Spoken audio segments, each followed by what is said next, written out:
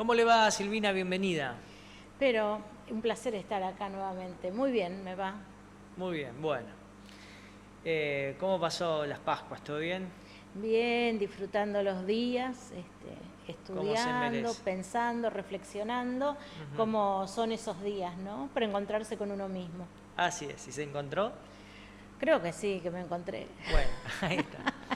Bueno, temas importantes que siempre abordamos aquí en Tele2 y justamente, bueno, uno que venimos siempre tratando con la seriedad y el respeto cuando hay víctimas del otro lado y en este caso tiene que ver con situaciones que lamentablemente ocurren y a veces es difícil de encontrar contención, soluciones, porque todo tiene que ver con el ámbito familiar en general y social. Sí, la verdad, hoy con un tema bastante movilizante, ¿no? Como es la pedofilia o el abuso sexual infantil, ¿no? Ujú. Hace pocas semanas atrás hemos visto situaciones y casos que conmovieron al país y realmente una de las cosas que tenemos para decir, ¿no? A veces la gente cuando escucha hablar de pedofilia o de abuso sexual infantil, piensa que esto está muy distante.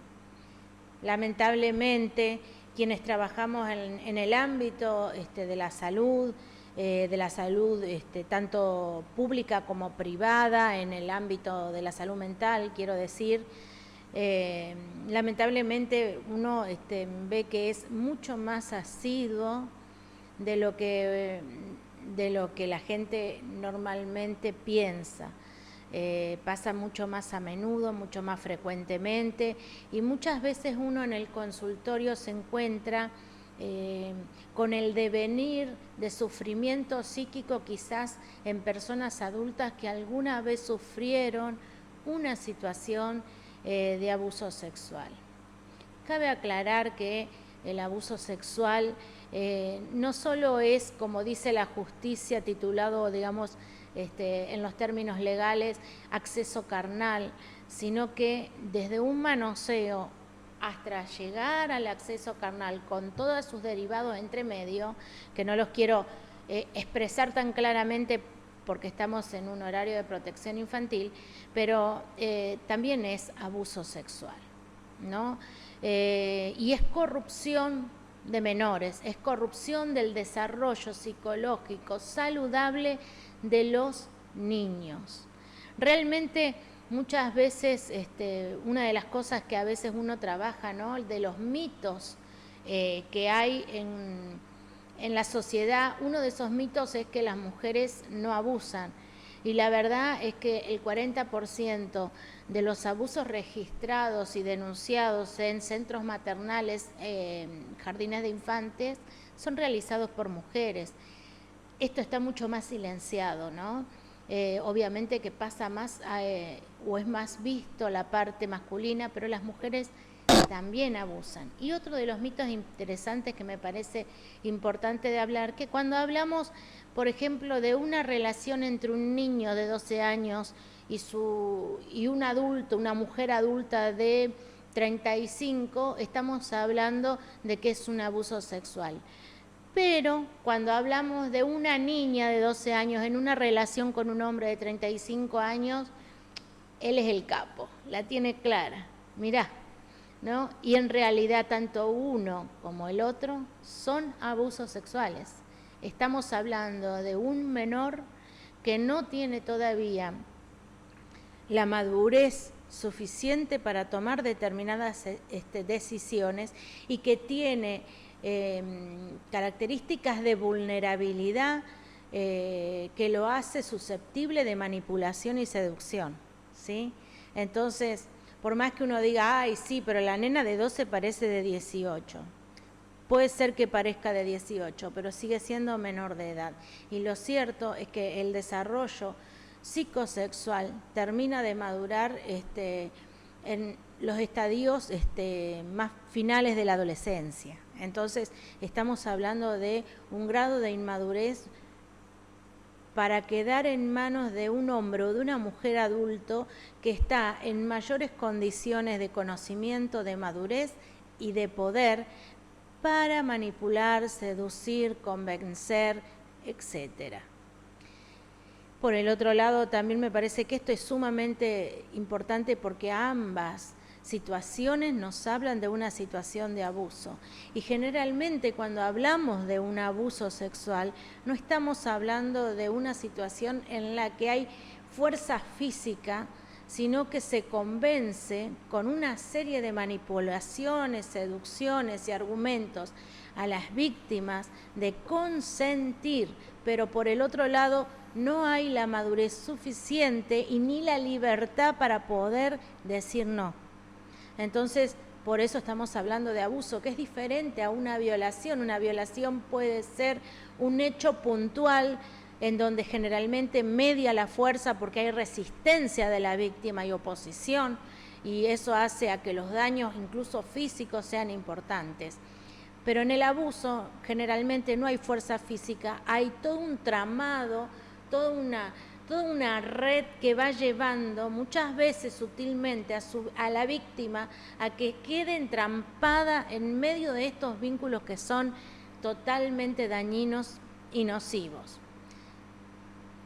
Prácticamente en Argentina no hay estadísticas de muy pocas cosas. Lamentablemente el servicio de estadística de nuestra nación no funciona de lo mejor, pero cuando uno entra a profundizar el tema, los expertos, los comités y las personas que trabajan en esta temática, es muy interesante las estadísticas que tienen, porque menos del 50% de las víctimas hablan de lo sucedido, revelan lo sucedido, y de ese 40 y pico % que se anima a decir o a expresar o a hablar y poner en luz esta situación, solo entre el 6 y el 12% llega a una denuncia, lo cual hace que estamos hablando de el 85-90% de casos de abuso sexual que quedan invisibilizados, ¿no?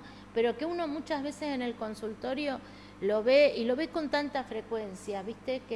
Pero por ejemplo, ustedes, o sea, los profesionales, ustedes pueden intervenir,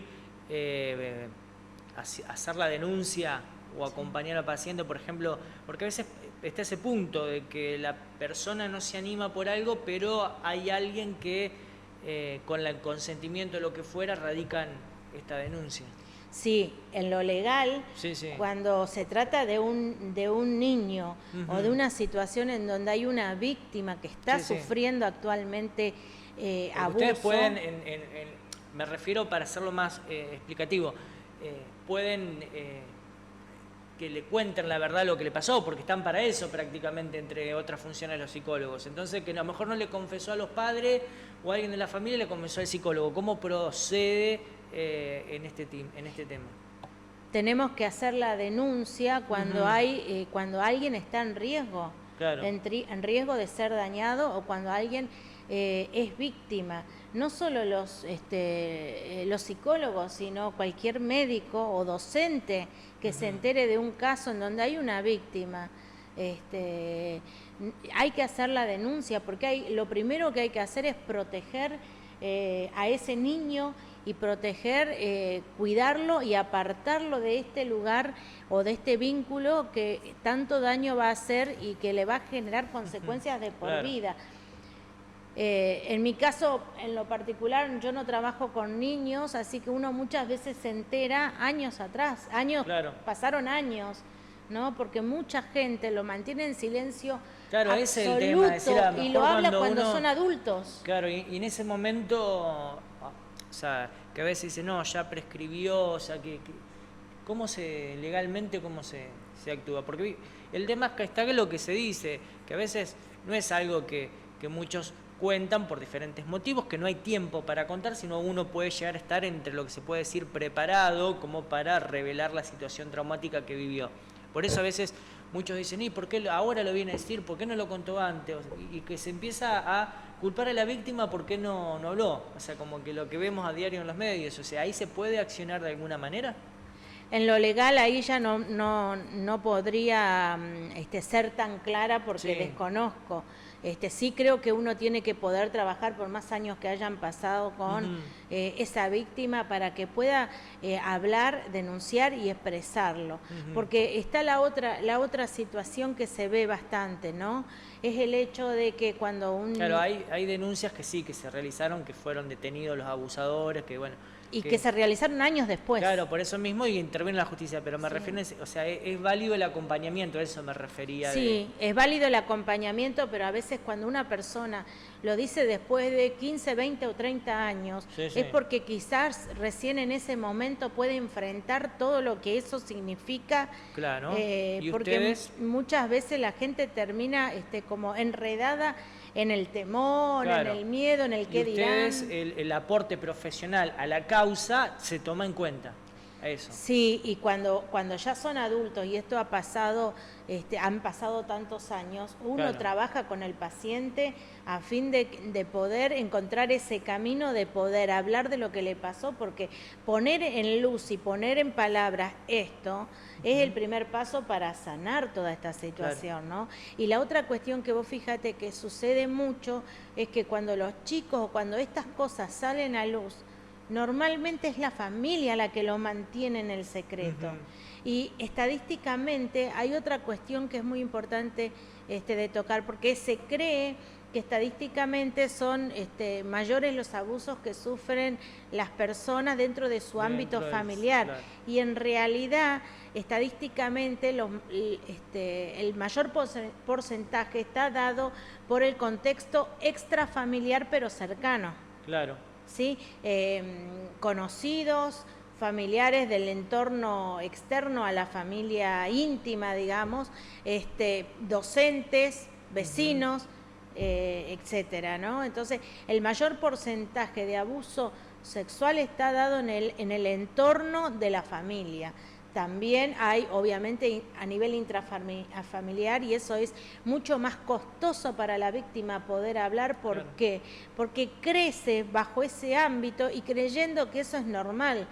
Cuando un niño se empieza a dar cuenta que esto no está bien, porque antes de darse cuenta conscientemente se siente mal, tiene malestares, presenta síntomas, porque esto es muy traumático, pero empieza a registrar que esto es un abuso cuando empieza a ser adolescente y empieza a tener relaciones con otros chicos, va a otras casas y de repente quiere hacer lo mismo y los chicos le dicen, no, esto está mal, ¿no? Entonces cuando empieza a haber otro registro de otro tipo de familia, con otro tipo de valores, ahí recién empieza a registrar que hay algo que no está bien.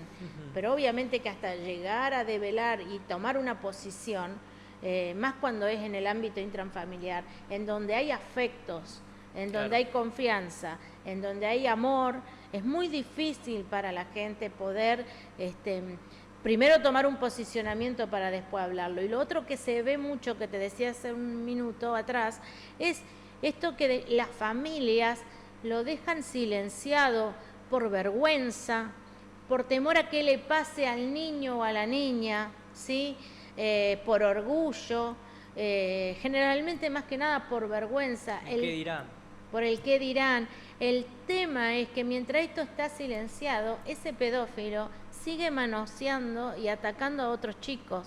Porque aparte, viste, hay una cuestión de minimizar, bueno, me va a pasar a mí, pero yo me voy a hacer llorar de que no le pasa a mis hermanitos. Claro. Yo voy a estar pendiente de que esto no le acontezca pero mientras eso se mantiene en el oculto, esa persona abusadora sigue teniendo ese ámbito de secreto y de oscuridad para manejarse de manera inimputable y lo sigue haciendo, porque no es que pasó solamente con vos. Esta persona que hace esto con un niño tiene la costumbre.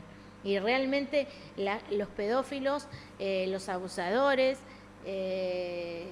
tienen como muy aceitado, y en el entrenamiento y en la acción van aceitando aún más las estrategias para captar a los niños. O sea, no son gente improvisada, y en la medida, tal vez improvisado o espontáneo fue al principio, pero en la medida que lo empiezan a hacer, se van perfeccionando en sus técnicas de aprovechamiento de la confianza y seducción, manejo de la culpa y amenaza, ¿no? Y esto es lo terrible. Y cuando hay una familia que hace silencio a esto, por los motivos que sea, termina siendo de alguna manera cómplice de lo que esta persona puede hacer a otras personas. Y yo sé que es duro y es feo lo que estoy diciendo, pero en realidad por eso vemos también tantos casos, porque no nos animamos a veces a poder expresarlo en palabras. Y vos fíjate que una de las estrategias de los pedófilos es buscar los ambientes en donde se mueven los niños. Sí. ¿No? Lamentablemente, o sea, esto es así.